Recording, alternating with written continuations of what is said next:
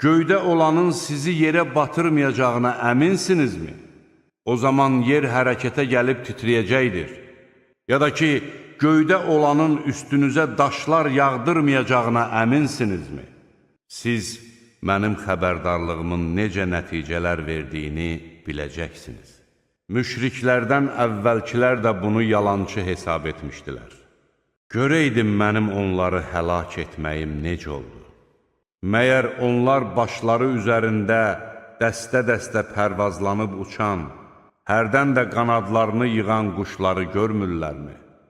Onları havada ancaq mərhəmətli Allah saxlayır.